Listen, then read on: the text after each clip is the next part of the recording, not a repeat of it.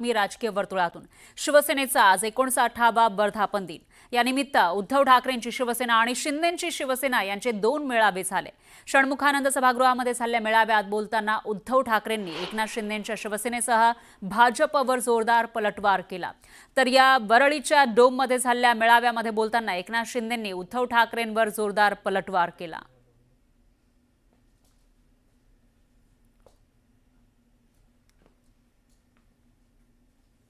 दरम्यान राज ठाकरेंच्या मनसेसोबत युती करण्यावर उद्धव ठाकरेंनी पुन्हा एकदा भाष्य केलं आहे। त्यावरून एकनाथ शिंदेंनी जोरदार टोला लगावलाय।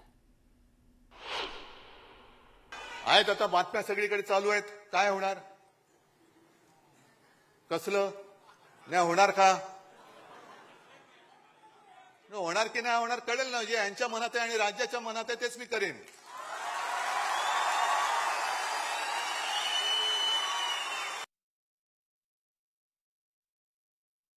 हिंदुत्व आणि मराठी माणसाशी विश्वासघात केल्यामुळे आपण पाहताय किती आगतिक झालेत, किती उतावळे झालेत, किती लाचार झालेत।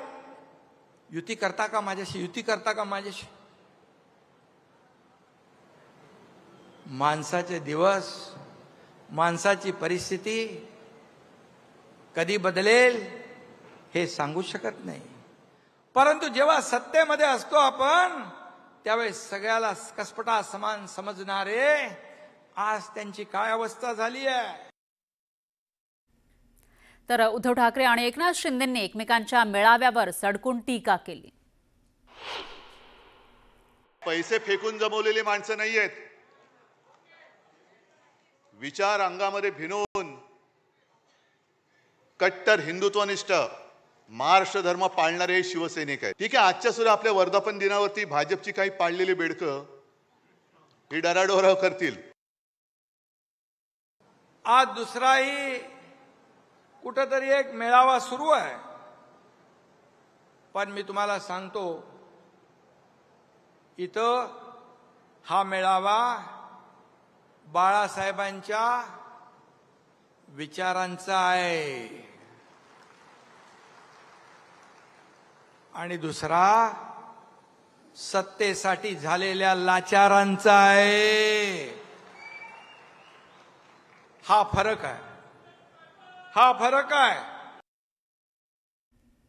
तर गद्दारांनो हिम्मत असेल तर अंगावर या, कम ऑन किल मी असं आव्हान उद्धव ठाकरेंनी आपल्या भाषणातून दिलं आणि त्यावर एकनाथ शिंदेंनी काय प्रत्युत्तर दिलंय तेही बघूयात।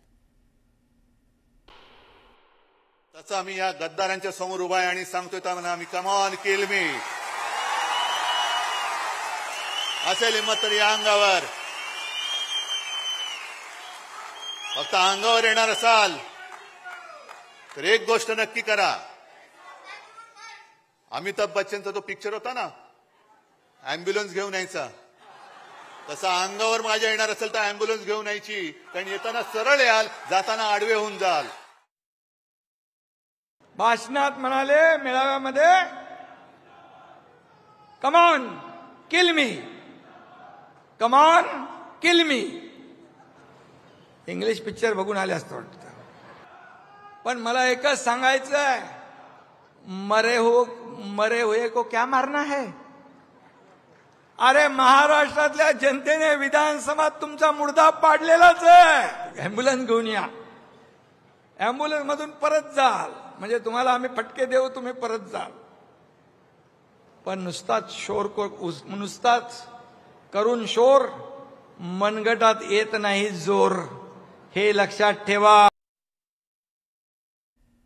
तर मुंबईवरून उद्धव ठाकरे आणि एकनाथ शिंदेंमध्ये शाब्दिक वार पलटवार पाहायला मिळाला। या मिंद्याच्या काळामध्ये 3000 कोटींनी जास्त असलेले टेंडर सुप्रीम कोर्टाने रद्द केलं होतं। किती लोकांना माहिती आहे? 3000 कोटी रुपये गेले कुठे? गेले ना, म्हणजे अदानीला सगळं फुकट देऊन टाकतायत, पिलतायत सामान्य माणसाला, आणि पुन्हा आपल्या आपल्यात लढाई करून अदानी मोकाट सुटलाय। ही लढाई केवळ उद्धव ठाकरेची नाहीये, शिवसेनेची नाहीये, ही 1960 साली ज्या मराठी माणसांनी बलिदान देऊन रक्त सांडून ही मुंबई आपल्याला मिळवून दिली, त्या रक्ताची शपथ घेऊन ही मुंबई आम्ही आमच्यापासून तोडू देणार नाही, मुंबईचं महत्त्व खतम करू देणार नाही. म्हणून जर आपण उभे राहिलो तरी मुंबई वाचेल. काही लोकांना निवडणुका आल्यावर जनतेची, कार्यकर्त्यांची आठवण येते. एरवी त्यांचं काय असतं, हम दो हमारे दो एवढंच असतं. पण आपलं नाही आहे.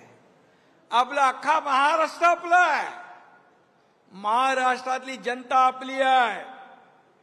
आणि म्हणून आता निवडणुकांचं वारं फिरायला लागल्यावर यांना हिंदुत्व आठवतंय, यांना मराठी माणूस आठवतोय.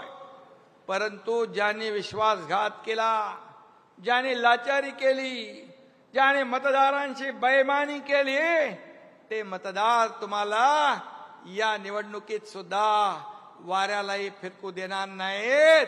तुम्हाला तुमची जागा दाखवल्याशिवाय राहणार नाहीत. आता यांना मराठी माणूस आठवेल. आता मराठी माणूस आठवेल. मराठी माणसाच्या नावाने खोटे गळे काढतील. मला त्यांना विचारायचं आहे की बाळासाहेबांच्या नंतर मराठी माणसासाठी तुम्ही काय केलं, याचा हिशोब तर द्या. याचा हिशोब द्या. तुम्ही मराठी माणसापासून फारकत घेतली, हिंदुत्वापासून फारकत घेतली. तुमच्या नाकर्तेपणामुळेच मुंबईतला मराठी माणूस हद्दपार झाला, मुंबईच्या बाहेर गेला.